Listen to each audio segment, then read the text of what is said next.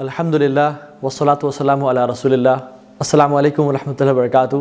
I am Taha Ibn Jalil from Youth Club with another episode of Forgotten Sunnahs, جس میں ہم ان سنتوں کے بارے میں بات کرتے ہیں یا سنہ ریوائولز کے بارے میں بات کرتے ہیں کہ جو اللہ کے نبی صلی اللہ علیہ وسلم کی سنتیں ہمارے سے چھوٹ چکی ہیں اور ہم ان کا اب خیال نہیں رکھ رہے. آج کی جو سنت کا تعلق ہے اس کا ہے ہمارے سجدوں کے ساتھ. ہمارے سجدے کس طرح کے ہیں؟ اللہ کے نبی صلی اللہ علیہ وسلم نے فرمایا تھا اول شیء یرفع هذه الامه الخشوع حتى لا ترى فيها خاشعا.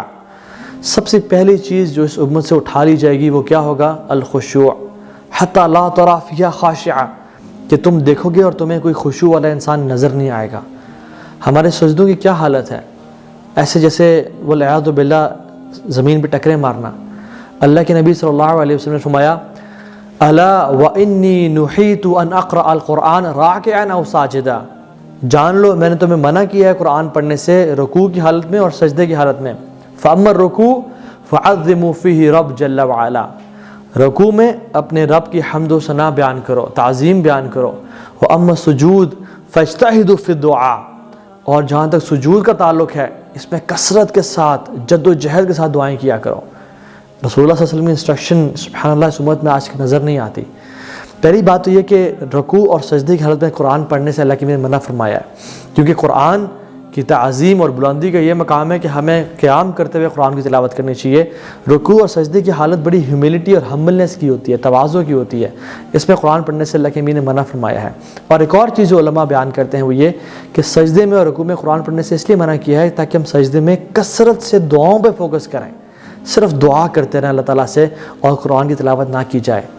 ہاں البتہ وہ دعائیں جو قرآن سے ثابت ہیں، ربنا آتنا فی الدنیا حسنہ وفی الآخرۃ حسنہ وقنا عذاب النار، اور اس طرح کی مزید دعائیں وہ انشاءاللہ سجدے میں پڑھی جا سکتی ہیں. Now the point is ہمارے سجدے کس طرح کے ہیں؟ فَأَمَّا السُّجُودُ فَاجْتَهِدُوا فِي الدُّعَاء. اپنے سجدوں میں کثرت سے دعا کیا کرو. اور ہم لوگ کتنی دعا کرتے ہیں اپنے سجدے میں؟ اللہ کے نے فرمایا اقرب ما یکون العبد من ربہ وهو ساجد. اللہ تعالیٰ سے سب سے جو قریب انسان ہوتا ہے وہ کب ہوتا ہے؟